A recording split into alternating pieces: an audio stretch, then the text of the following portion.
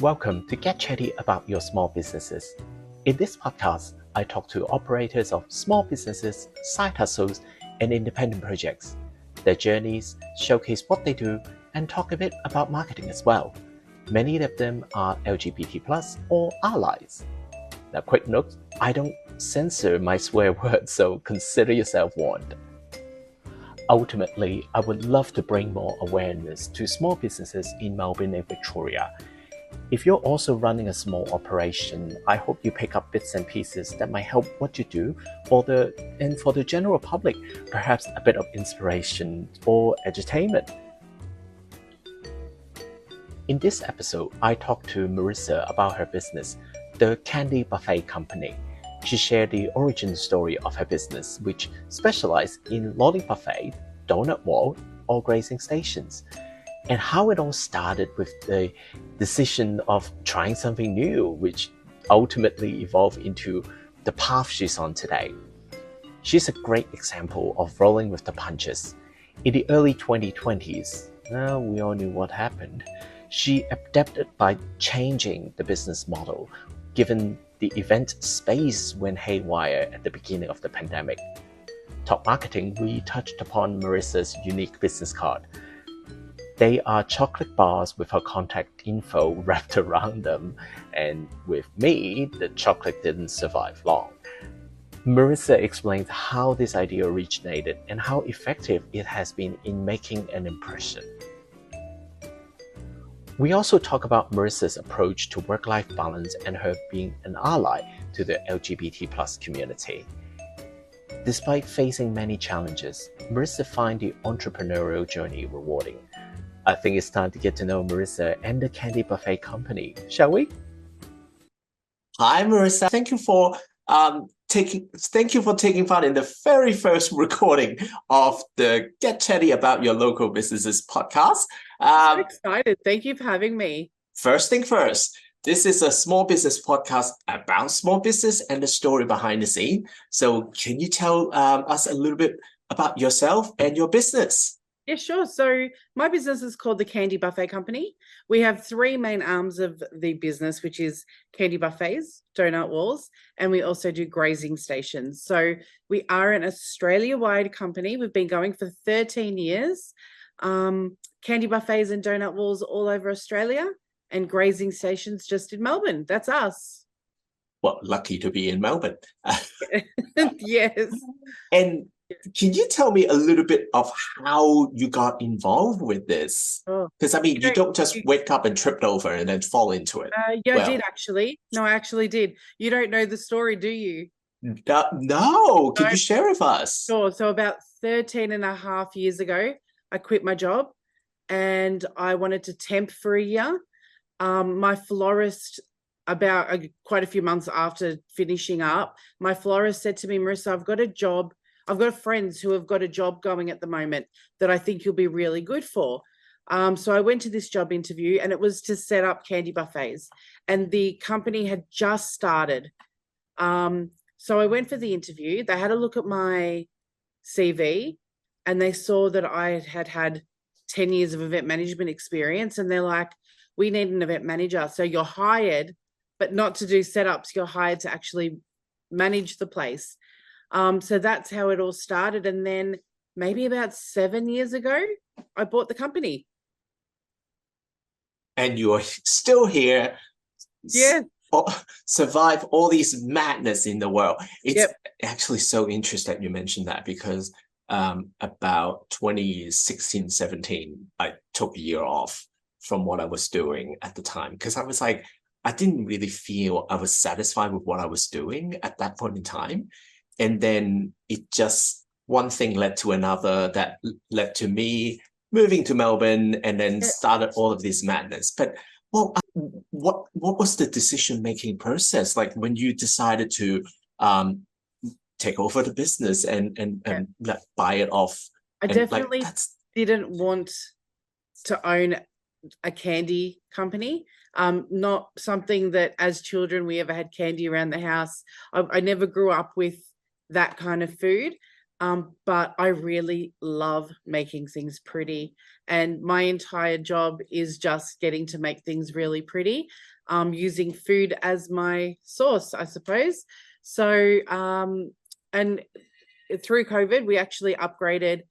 We got all of our certifications. We've become registered to a class 2 kitchen.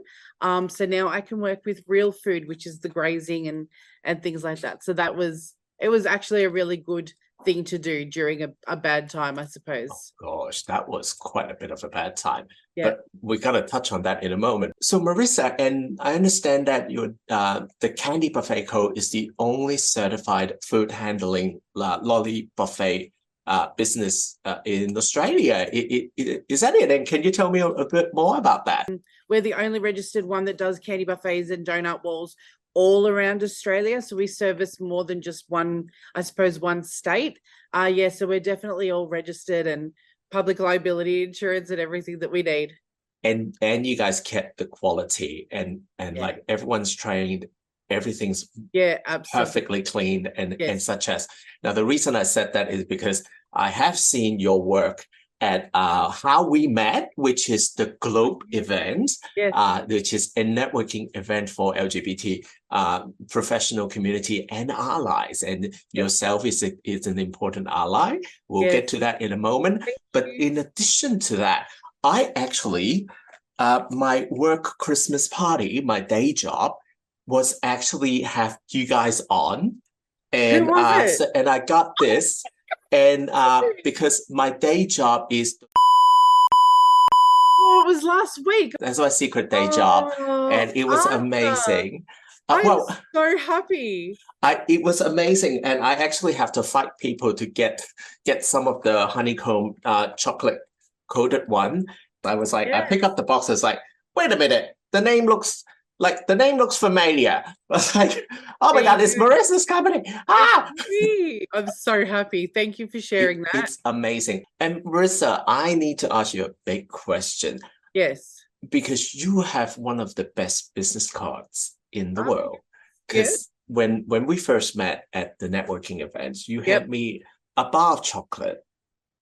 But it was, I have a picture. I'll put it on the. Oh, you do. I've got the chocolate bars, but I don't have the actual wrapping with me at the moment. But it was amazing. It was. How did you come up with that idea? So I ran out of business cards one day, and I was about to go to a networking. No, this is it. Yeah, and I was about to go to a networking function.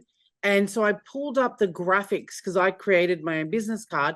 I pulled up the graphics and I'm like, what can I do? Because I've got a printer here, like a really good printer, but it's not going to print on card stock, right? And I was like, what can I do? And I'm like, well, we make chocolate bars for other people, but they're not business cards or anything. And I was like, I'm just going to print my business card and wrap it around chocolate bars.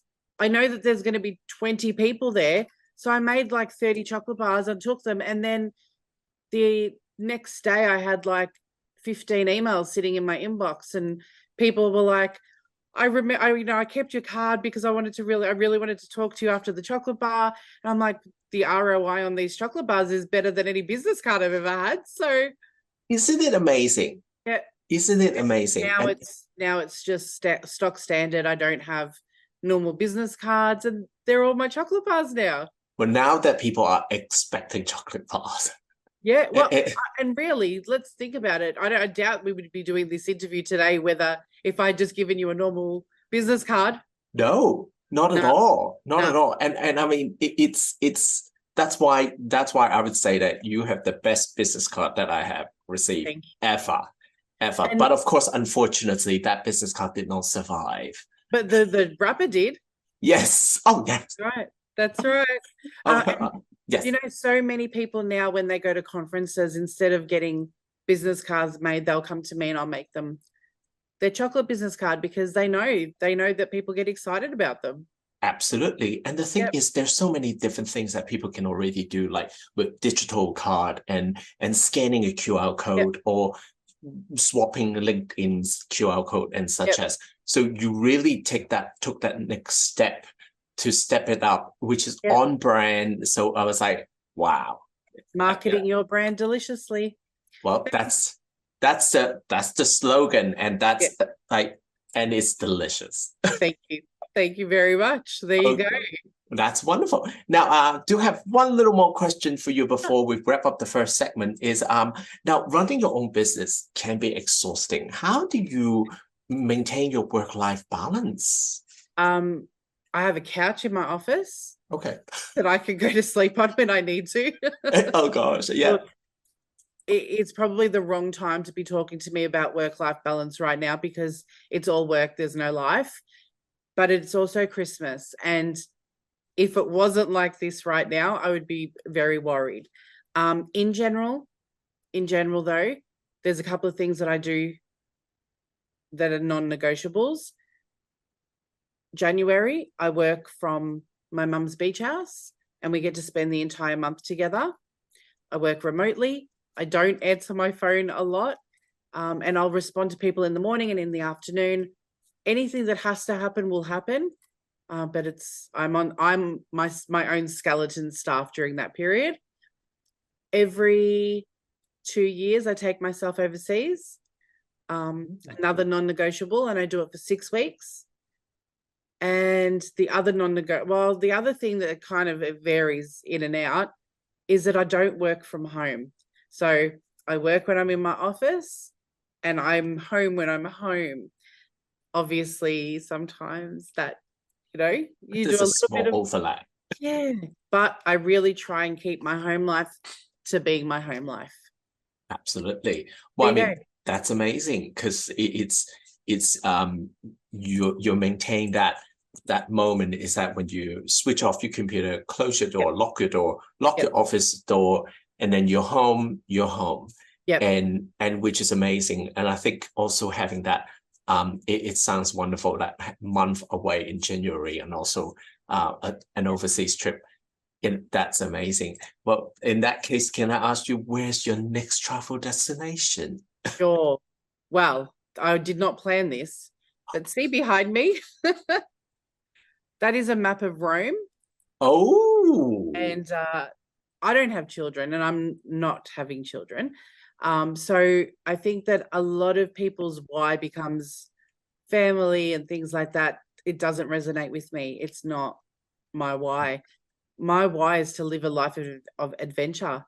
So every morning I think to myself, what can I do today to get me closer to my goal? I literally keep a 20 euro note in my wallet at all times. So then I think to myself, do I really need to buy that, or should I save for Europe? And it's been in there for 7 years, and it has served me well.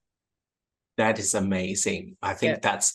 that's not only our audience, or just in general, that our generation, or the one after us, Yeah, that the next generation. the next generation, that we always have a bit of trouble saving money, and having a little bit of reminder in our wallet is like, hey, I want to travel. Yeah. This is what I want to do. And hey, I mean, you never know, you might got some inspiration of a new table setting or something like that, a new design. That's right. Absolutely. Oh Absolutely. gosh. I mean, I went to Morocco last year, and my whole aesthetic changed after that, because you get to see all this beautiful culture and these colors, and Textures, things change. patterns. Yeah. Oh my Everything God. changes. Yeah, culture. Oh, it's incredible. It's exciting. Yeah. Well, in that case, that concludes our first segment, which is the who and the why of the podcast episode. After the break, we will talk a little bit deeply about your business, and we'll be back after this little supporter message.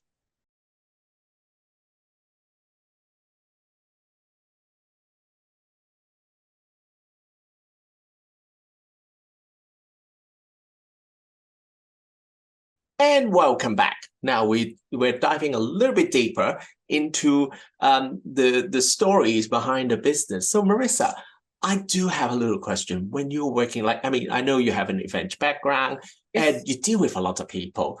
Now, but of course, that when it comes to working with people that organize an event, like for example, an office party, a birthday, or something like that, have you ever come across like a tricky situation that you need to like you need to solve a Okay. problem. Look, I think dealing with people, to put this nicely, I think sometimes what happens is people get very carried away with organizing the candy buffet because it's fun, right? And it's the fun thing that they're doing for their wedding, their birthday, their corporate event. And they get really caught up in choosing the candy. And then when I come back to them and I'm like, no. And they're like, but that's what I want. And I'm like, okay, but go to the shops and do that then, because you're not utilizing my skill the best. I know what things are going to look like. And also, like, why did you choose these things? Did you choose these items because these are your favorites? And 9 times out of 10, yeah. And I'm like, but we're catering for 200 people. It's not just you. So it's aesthetics. It's pulling inspiration from their theme. They could have 2 themes. It could be a Christmas party, but they're also doing like big, bright, colorful. So it's really using everything that they provide me, but reining it back and going, this is what's going to look the best. So I think that that's the majority of my job, is handling not people's expectations, because it's not an issue, but just reminding them that it's not always about them. It sounds like that you also help guiding them that how to balance what they want personally and also the context of what this event is about. Yeah, isn't 100%. it? Yeah. So that's, once again, that's your background coming through. But also now it's deliciously. Deliciously, that's right. I'm catching on to that. Now, and a little bit earlier, we talked about there were changes during the COVID disaster, during the pandemic. Could you tell me a little bit about like how you guys dealt with it, and how's the past couple of years of reopened world been? Okay. All right. So pre-pandemic, it was like we were absolutely kicking goals. Like, it was incredible. I remember the day that we found out that everything was closing was actually the Friday of the Grand Prix in Melbourne. And we were actually like on our way to do events at the Grand Prix. And we had to turn around, come back home. And we're like, this is bigger than what we thought it was going to be. Like, to shut down the Grand Prix, huge. So before then, we were doing like thousands of events a year. It was like really was massive. And then all of a sudden we close. In the room next to me, I have, maybe $20,000 to $30,000 worth of lollies. And I'm thinking to myself, like, I know lollies last, but everything's got a use by date. Everything's got a best before date. And yeah, I know that there are people in worse situations than me, but I thought, what can I do with all these lollies? I don't want to let it go to waste. So that's when I went and spoke to my council, the local council that I'm registered with. And they said, look, you're really no different than Uber Eats or a restaurant that's doing takeaway or home delivery. So we got all of our permissions. We changed our entire business model to delivering little packages of like donuts and lollies. And we made no money during the entire time, but we got to keep busy. We went from selling, usually our candy buffets, they started around $1,000 for 100 people. We went to selling $60 boxes. Like, you're not making money during that period, but we got to keep all of our suppliers happy. We kept, we got more orders in. We were able to support bakers and things like that as well. So we completely changed our model. We went all online. People can now buy lollies directly from us, on our shop. So we've made it work, but, it was hard work, but it was very, very rewarding. That's amazing. Something never fail is a donut wall. That's right. Yeah. Can you tell me a bit about how you came up with that? Like how that happened, and what is installing a donut wall like? Okay. And it's funny had anyone asked? Because, and had anyone ate everything before they installed it? No, that's never happened before. Okay, good. It's funny you're asking me these questions because you don't know the answer to them, but they're actually pretty interesting stories. So the donut wall came about because the Australian Open approached us for MasterCard. And they said, MasterCard want to do a display. We don't really want to do a candy buffet. We want something completely new. What can we do? And I remember this was probably about 7, 8, maybe 9 years ago. Like, it was a long time ago. So we came up with this concept and we showed it, and they decided, yep, this is what we want to do. We went and got carpenters to make the donut walls for us. We got it all coated in, proper food handling paint and things like that, varnish. And these donut walls came to life. And if you Google MasterCard donut wall, there's a huge 5 walls long. There was over 1,000 donuts. And that was the first donut wall that we know of. Like, we honestly believe that we came up with the idea. And I have a feeling those donuts did not survive that day. Not long. I was like, the moment when I saw that, because I started following you on Instagram after receiving that fantastic chocolate bar. I was like, I need one of these permanently. No, may I say that you are the kind of person that roll with the punches and come up with something new. Absolutely love it. I think one of the things that really I found really impressive is that you are also a strong LGBT plus ally. Can you tell me a bit about what does the community means to you, and do you have some experience to share when you're in the space of that? Oh, look, I was born in the 80s, and I don't know a time when I haven't had, my best friend being, an awesome gay man. Like, I think I've always grown up with having that BFF kind of person in my life, and some of my closest friends, some of my closest even clients, they're part of the LGBTQ community, and I love working with them. I've got this incredible brand, Iridis, that I work with. It's a female founded LGBTQ plus business. They, Peter Gay, who owns the business, her and her wife, they had a baby, and we did a baby shower for them. But the baby shower turned into their secret wedding, surprise wedding. So I helped them facilitate that. It's just a part of my life.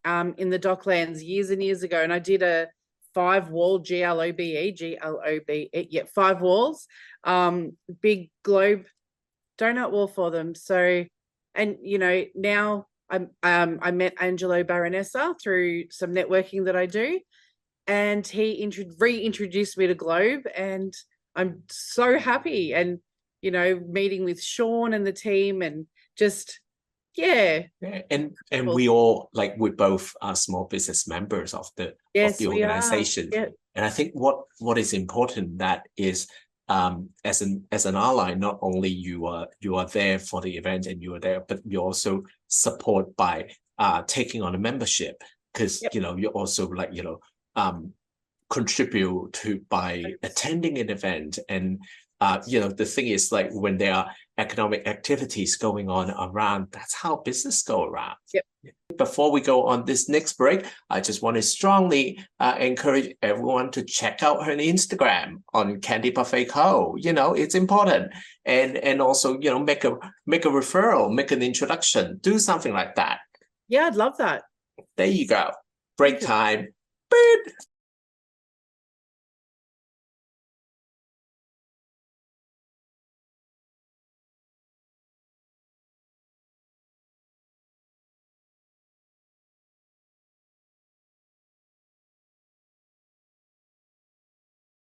Welcome back to the last part of this interview, Marissa. And are you ready for some quick fire questions? Let the torture begin. Oh gosh. Well, all right. So I'm going to throw a bunch of questions your way. You only have a few seconds to answer that. So, don't and because I'll be like, hey, you're cutting into my drinking time. No, I mean, it's like 11 in the morning. I'm not drinking that this time, but I will need a piece of lolly. Anyway. All right. So are you ready? Mm-hmm. Wonderful. All right. So starting with the first one. What is the one item that you couldn't live without? Lip gloss. What are you like outside of your work? Sometimes more spontaneous, sometimes less spontaneous. I like to plan, but then I also really like to run around just crazy. Go with the flow. Yeah, but sometimes I'm really, really not spontaneous at all. But yeah, okay, yep. That's interesting. What's your favorite theme park? No, I hate theme. No theme parks. What is the biggest business lesson you learned from your career so far? Don't be afraid to learn every day. Yep. What is one piece of advice you've received and you would like to pass on the others in the community? Okay, so I would say that you should approach everything with the intention of helping, right? So even if it's a negative conversation that you have to have, approach it in the way that, how can I help you? Or if somebody's not doing something right, don't approach them saying, why aren't you doing this? It's, what can I do to help you achieve this? I see. Wow, that's deep, actually. Now, if you have unlimited resource to make a streaming special or series, what would you like that to be? Okay, I would be a streamer of gaming. So I'm obsessed with The Sims 4. So I think I would do streaming with playing The Sims, creating, building. Yeah. What's been your most memorable moment? Touring with Live Nation and doing all the Pink concerts around Australia. I think in my personal life, my most memorable moment was probably the first time I landed in Italy. That's the truffle bug. You got bitten by the truffle bug. Oh, yeah. It's like supersized bite. 100%. Actually, my most memorable professional moment is when I broke character and asked someone, "Bitch, you for real?" And and that was so liberating. But of course, now that I'm mature a little bit, that I'll be like, "Are you for real?" Like, that kind of thing. For real?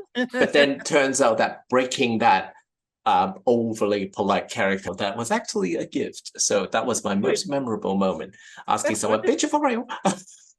Yeah, changed everything. How do you keep the work momentum going? I just don't give up. I think I have an inability to give up. So whatever happens, you just roll with the punches. I just don't think I have the inability to not work hard. So just keep going. I love being successful.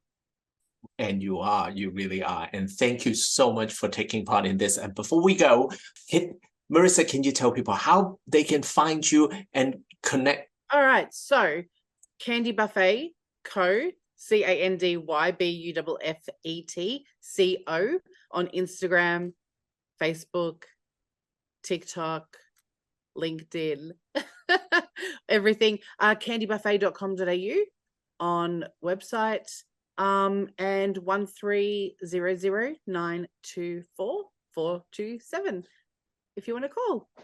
Wonderful. And I'm going to put all these information on the show notes as well.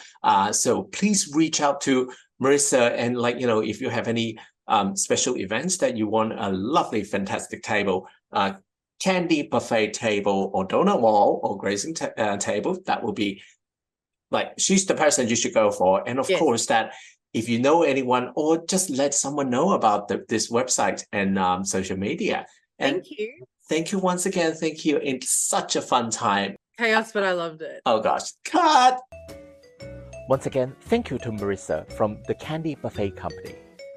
You can find her contact details and the series OG supporters on the show note or chattycurator.com. And here's my top 3 learnings from my interview with Marissa. Like many businesses, managing clients' expectation can be challenging.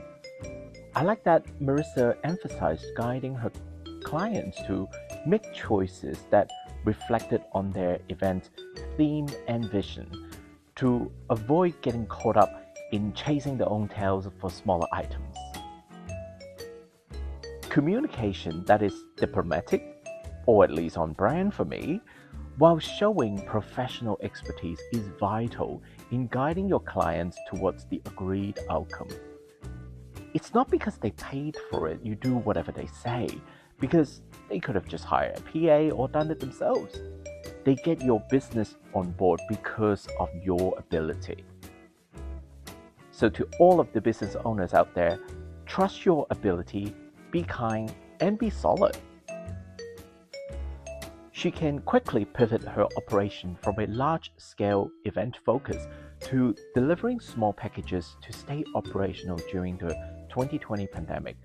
Not only has it shown us how adapting to changing circumstances that she could do, but also the ability to stay operational during a big disruption time provides stakeholders with confidence in her work and her team's ability to deliver. That is a proof that she can still make things happen. The origin story of the donut wall is evidence that when you work with your clients to come up with one-of-the-kind solutions, it contributes to ongoing success in the form of variations and customizations. Not working off a template is an important point of difference that positioning yourself away from more prominent players. And I think it applies to almost any industries. Well, I would take a note if I'm starting my own startup. The OG supporters like Marissa volunteered the time to support this podcast. And I hope you take a moment to check out their website and give them a like on social media. Please tell a friend about it and let's get chatty about your local businesses. And please consider following this podcast. I release a new episode every fortnight. Have a nice day.